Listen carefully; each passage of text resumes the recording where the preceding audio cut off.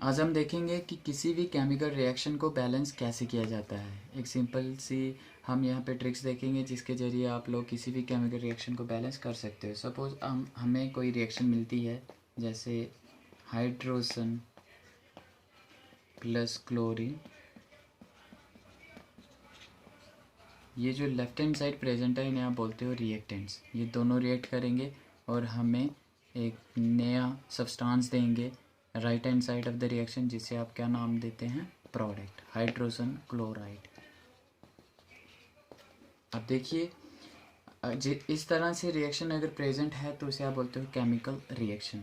अब इसे मैं कन्वर्ट करूँगा इसके सिंबल्स और फॉर्मूले में, फिर ये बन जाएगी केमिकल इक्वेशन। जैसे हाइड्रोजन है, हाइड्रोजन डायटोमिक फॉर्म में प्रेजेंट होता है H2 प्लस क्लोरीन Cl2, दोनों रेट करेंगे, हमें एक प्रोडक्ट देंगे HCl।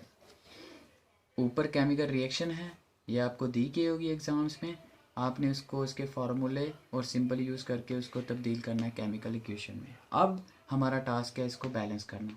बैलेंस करना रिएक्शन को बड़ा इजी है, बस थोड़ा सा ध्यान रखना है आपने कि दोनों तरफ देखना है, जो नंबर ऑफ़ एटम्स हैं सेम एलिमेंट के वो सेम टाइम्स होने चाहिए। जैसे हाइड्रोजन इधर 2 है तो इधर भी 2 होने चाहिए, मगर यहाँ 1 है, तो ये रिएक्शन अनबैलेंस्ड है।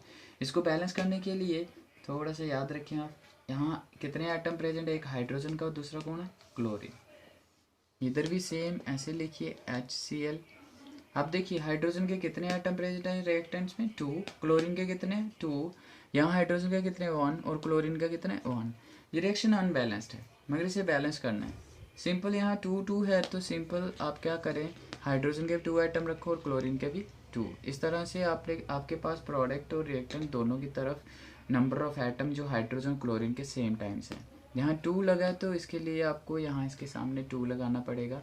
अब देखिए 2 इसके आगे है तो इसका मतलब हाइड्रोजन के एटम भी 2 टाइम्स है और क्लोरीन के एटम भी 2 टाइम्स है। इस तरह से आपकी ये रिएक्शन क्या है, बैलेंस्ड। मैं एक और रिएक्शन आपके सामने प्रेजेंट करता हूँ। जैसे मेरे पास है वेरियम chloride plus sodium sulphate.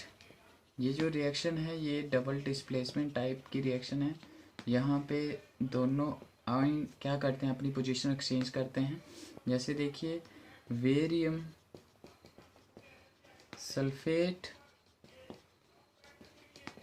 Plus sodium chloride. अब देखिए ये केमिकल रिएक्शन है जो आपको मिली होगी पेपर में, बस इसको कन्वर्ट करना है आपने केमिकल इक्वेशन में, जिसके लिए आपको फॉर्मूले चाहिए। वेरियम क्लोराइड, इसका फार्मूला क्या होता है, VaCl2। आप लोग रफ में भी कर सकते हो, ये आपको बताया गया है कैसे इनके फार्मूले लाए जाते हैं। प्लस सोडियम सल्फेट, इसका फार्मूला है Na2SO4। वेरियम सल्फेट, इसका फार्मूला है BaSO4 प्लस सोडियम क्लोराइड, इसका फार्मूला है NaCl। ये रिएक्शन अनबैलेंस्ड है, अब इसे हमें बैलेंस करनी है। अगर रिएक्शन ऑलरेडी बैलेंस्ड हो तब हमें इसे कुछ टच नहीं करना है, उसे ऑलरेडी बैलेंस लिख देना है।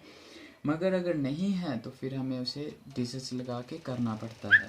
अब देखिए जैसे इधर मैं लिखता हूँ वेरियम, वही सेम ट्रिक्स जो ऊपर फॉलो की है। वेरियम का एटम प्रेजेंट है, दूसरा उसके साथ कौन है, क्लोरीन, फिर उसके बाद क्या है, सोडियम का एटम। जितने भी एटम्स होते हैं उसको आपने इधर लिखना है सीक्वेंस वाइज। अब SO4 ये इकट्ठा प्रेजेंट है और हमें पता भी है ये पॉलीएटॉमिक आयन है, इसलिए हम इसे इकट्ठा लिखेंगे SO4। उसी तरह सेम सीक्वेंस इधर लिखिए, वेरियम क्लोरीन सोडियम सल्फेट। आप सोच रहे हैं वेरियम के आगे सल्फेट है, ऐसी बात नहीं, जो सीक्वेंस इधर है वही इधर ले आइए। जो number of atom left hand side present होंगे वही सेम नंबर ऑफ एटम्स कहाँ प्रेजेंट होंगे, राइट हैंड साइड, बस उसको बैलेंस करना पड़ता है। अब वेरियम के कितने प्रेजेंट है रिएक्टेंट में एटम्स, 1, क्लोरीन के 2, सोडियम के 2, सल्फेट पूरा SO4 एक ही बार प्रेजेंट है। कई बार आप देखते हो सल्फेट के बाहर 3 या 2 लिखा होता है, इसका मतलब 3 टाइम 2 टाइम, ये भी ध्यान रहे आपको। उसके बाद आप देखिए वेरियम एक एटम, सल्फेट का यहाँ एक एटम SO4 पूरा, Na यहाँ एक एटम, Cl कितने, एक, सल्फेट पॉलीएटॉमिक आयन है, यहाँ एक टाइम प्रेजेंट है। अब देखिए रिएक्शन अनबैलेंस्ड है, हमें Na के 2 और Cl के 2 चाहिए, बाकी दोनों बैलेंस्ड हैं। तो अगर हम यहाँ दोनों एटम 2 2 बार लिखते हैं तो सिंपल हमें NaCl के आगे क्या लगाना पड़ेगा, 2 टाइम्स। तो इस तरह से हमारी जो रिएक्शन है वो बैलेंस्ड हो गई है। तो इस तरह से आप किसी भी रिएक्शन को बैलेंस कर सकते हो। जब केमिकल रिएक्शन दी गई होगी आप आगे उसके केमिकल इक्वेशन में लाएंगे, उसके फार्मूले और सिंबल्स लिख के, उसके बाद एटम्स ऐसे लिखिए जितने प्रेजेंट है, फिर दोनों तरफ देखिए कितने नंबर ऑफ टाइम्स वो प्रेजेंट हैं। इस तरह से आप किसी भी रिएक्शन को बैलेंस्ड कर सकते हो। Thank you.